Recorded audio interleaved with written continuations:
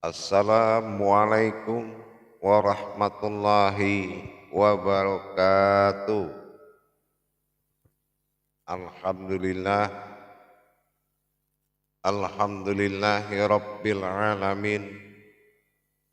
Assalatu wassalamu ala asrafil anbiya'i wal mursalin Sayyidina wa maulana Muhammadin. Ashhadu an la ilaha illallahul malikul haqqul mubin wa ashhadu anna Muhammadan abduhu wa rasuluhu was-sadiqul wa'dal amin.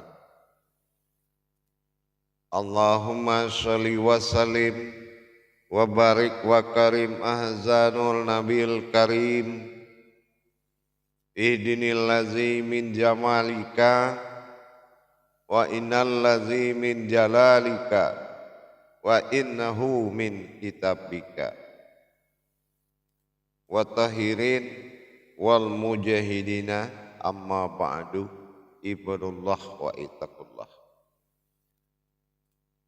Bersyukur kita kepada Allah dengan mengucapkan alhamdulillahi rabbil alamin atas segala limpahan karunia, rahmah dan hidayahnya, serta dengan izinnya juga kita dapat menjalankan amanahnya, beramal dan beribadah zahir batin dunia dan akhirat. Bersalam kita tidak akan pernah kita lupakan. Marilah sama-sama kita sampaikan kepada junjungan kita Nabi Allah, Nabiul Akhirul Zaman, Rasulullah Muhammad sallallahu alaihi wasallam. Atasnya kalimahnya kita kalamkan dengan membacakan Allahumma sholli ala Sayyidina Muhammad wa ala alihi Sayyidina Muhammad. Alhamdulillah bertemu lagi dengan saya, Guru Mursyid Syekh Nur Muhammad Buya Irwan Maulana Al-Khalidi, Pasaman, Sumatera Barat. Dalam rangka meningkatkan iman dan takwa kita kepada Allah, marilah sama-sama kita menjalankan amanahnya Allah, bertolabul ilmi, belajar menuntut ilmu, meningkatkan tauhid kita, mendirikan iman tauhid. Salah satu adalah wujud yang wajib dilaksanakan oleh setiap umat. Mentauhidkan diri kepada Allah adalah salah satu kebenaran sebagai tajallinya Allah. Diri adalah sebagai tajalli dan sebagai jalan kepada Allah. Tidak dihalalkan oleh Allah apabila mencari jalan wasilah kepadanya tanpa melalui sebuah wujud bernama diri. Man arafa nafsahu. Memang kita wajib mengenal apa dikatakan diriku. Pada makom majelis dzikir ma'rifatullah, dalam naungan Yayasan Islam Hidayatul Mubarakah Indonesia, tentunya dalam makom syiar YouTube Buya Pasaman Timur, dalam kupas tuntas ilmu hakikat amal dan ibadah, pada waktu dan kesempatan yang sangat kita muliakan ini, saya akan mengajak kita berbagi wawasan ilmu pengetahuan sebagai kodrat kenaikan derajat sebuah rohani apabila mengalami sebuah ilmu. Pada waktu dan kesempatan ini saya akan memberikan sebuah tema dari pertemuan kita ini. Apa hakikat dari syafaat? Inilah yang wajib kita pahami. Sejauh mana kita mengenal kenabian dan kerasulannya Muhammad sallallahu alaihi wasallam, sebegitu apapun pengalaman dan pengalaman kita tentang yang dilakukan oleh Nabi Allah, Nabiul Akhirul Zaman ini, Rasulullah Muhammad sallallahu alaihi wasallam. Tapi kalau kita tidak mengerti dan tidak paham hak dan wewenang kelebihan yang diberikan oleh Allah kepada Rasulullah, sebuah syafaat. Ini artinya apa? Syafaat ini sebetulnya adalah memberikan kekuasaan dan kekuatan dengan izin dan ridhonya, mengatasnamakan Allah. Ini sudah setingkat syafaat. Kenapa Rasulullah yang bisa mendapatkan syafaat itu? Tentulah kita harus mengkaji kembali kepada usulnya. Siapa Nabi Allah ini asal daripada usul dirinya? Tidak mungkin kita bisa memahami sebuah nabi menerima syafaat tanpa kita mengkaji usulnya. Siapa usulnya Muhammad itu? Apakah dia seorang ciptaan? Apakah seorang yang terjadi? Atau sesuatu yang dijadikan? Perjalanan amal dan ibadah yang dilakukan oleh perwujudan Allah kepada diri sebuah wujud yang bernama Muhammad. Ini tentunya kita kembali kepada pemahaman awaludinnya. Sayyidina Muhammad. Kenapa kesenangan Allah dipanggil Muhammad? Tentulah tajalli batin yang sangat dekat dengan sebuah kodrat rahasianya. Diri rahasia dan hubungan keumatan dalam dirinya sendiri. Perpaduan batin inilah meminta suatu batin yang ingin dipuji bernama batin Ahmad. Mana batin Ahmad? Inilah suatu zat yang awal mula dijadikan, yang ingin dipuji dan memuji. Inilah yang dikatakan dengan Ahmad. Ahmad adalah nama sebuah batin yang sangat dimuliakan oleh Allah, yaitu sebuah wujud batin dirinya Allah itu sendiri, yang disebut dengan batin Ahmad, yaitu itu adalah zat atau diawali alif diakhiri ha, dinamakan dengan Allah. Dan mad ini adalah sifat memuji bagi batinnya kepada dirinya sendiri. Maka disinilah antara Allah dengan Muhammad tidak bisa dipisahkan kedekatan batin yang sangat dekat, laksana air garam dengan asinnya. Sebuah air dengan asinnya yang tidak mungkin bisa dipisahkan. Inilah yang dikatakan Allah dengan batinnya sendiri. Ini yang dinamakan Ahmad. Jemaah yang dirahmati Allah rahimakumullah. Melaksanakan tajalli Allah dalam wujud keumatan dirinya sendiri. Muhammad yang diturunkan dalam makom amaliyah dengan segala jabariyahnya sebagai pedoman akhlak dan akidah. Diriwayatkan dia turun dalam wujud amanah kepada alam, misalnya yaitu bin Abdullah.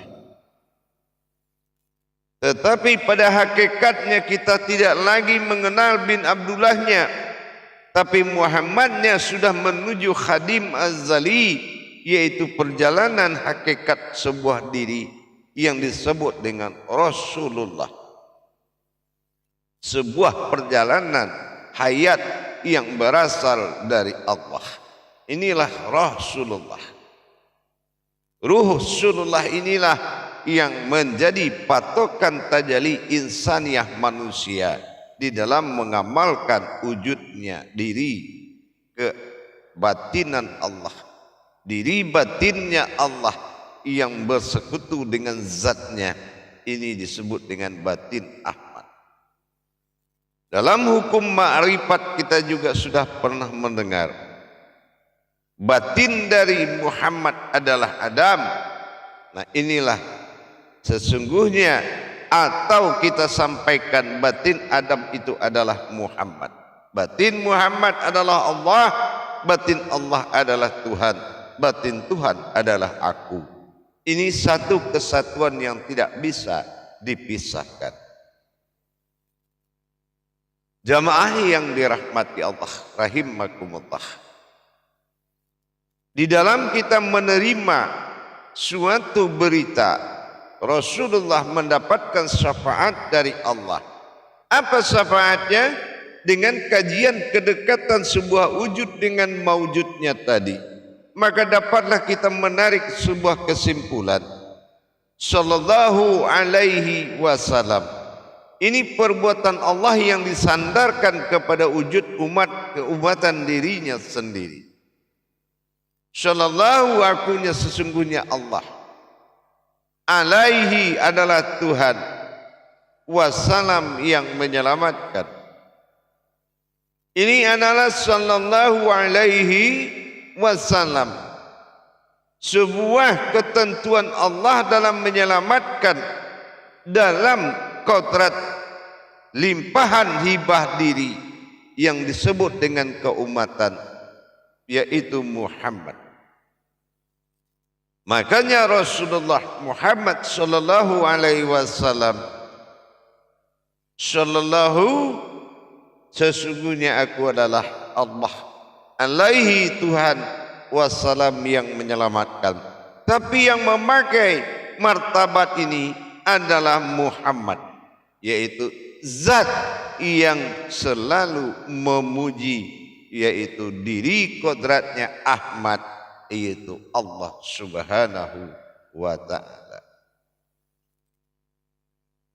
Dengan kita memahami tajalli Allah kepada Rasulullah, sebuah ruh yang diperjalankan oleh Allah dan diberikan hak dalam rangka memuji dan dipuji, diberikan hak untuk menyelamatkan semua umat karena kecintaannya sebuah zat kepada umatnya, sebuah zat kepada nur, sebuah nur kepada ruh, sebuah ruh kepada alam, bertasbih dan memuji di bawah pimpinan zatnya Allah, yaitu zat yang memuji, disebut dengan Muhammad. Dengan demikian Allah memberikan suatu wujud kepada zat yang memuji yang disebut dengan syafaat. Dengan demikian gelar dari sallallahu alaihi wasallam yang disandang oleh Rasulullah sebagai roh hayat yang diperjalankan oleh Allah, Sayyidina Muhammad, inilah yang menjadi luar biasanya apabila Muhammad dalam potensi wujudnya dia bersalawat kepada dirinya, maka disebutlah salawatullah. Kenapa? Karena Rasulullah bersalawat kepada Allah dan Allah bersalawat kepada Rasulullah. Inilah yang dikatakan salawatullah. Hadirin dan jamaah yang dirahmati Allah rahimakumullah, dengan kita selalu meningkatkan pengetahuan jabariyah diri kita, nyata sudahlah bahwasanya kalau kita temui di dalam sholat ada ayat sunnah, Allahumma sholli ala sayyidina Muhammad, itu kan ayatnya sunnah salawat. Tapi kenapa ada di dalam solat? Karena solat salawat ini adalah salawatullah, yang mana aku bersalawat kepada diriku sendiri. Ini jatuhnya kepada sifat qauliyah. Qauliyah di mana dia berayat kepada kodratnya. Disinilah potensi semua rukun-rukun hakikat solat menjadi rukun syafaat yang dikatakan dengan kodrat wahyu. Jamaah yang dirahmati Allah rahimakumullah. Jadi jelas sungguh, sangat jelas sekali kenapa Rasulullah bergelarkan sallallahu alaihi wasallam, karena Allah memberikan hak dan wewenang penuhnya kepada wujud dirinya yang bernama Muhammad. Nah, ini juga berawal dari suatu kajian tasawuf. Aku ingin jadi Tuhan, maka aku ingin dipanggil dengan nama Allah. Maka aku jadikanlah umat. Dengan demikian, aku ingin dipanggil dengan nama Muhammad. Nah, disinilah tajalli awalnya Sayyidina Muhammad. Allahumma aku Allah, Sayyidina dan sesungguhnya aku Muhammad. Disinilah dikatakan bertajalinya Allah kepada kodrat hayat dirinya sendiri. Rasulullah ini hakikatnya adalah ruh yang diutus oleh Allah, yaitu ruh yang memujinya disebut dengan Muhammad. Di sini juga asyhadu an la ilaha illallah wa asyhadu anna Muhammad wa ashhadu anna Muhammad Rasulullah. Muhammad Rasulullah. Sangat jelas sekali. Tajalli Allah adalah Muhammad, dohirnya Allah dan berupa-rupa pada Adam. Disinilah terjadinya suatu ayat yang disebut dengan al-batinu, sebuah ketersembunyian. Jamaah yang dirahmati Allah rahimakumullah.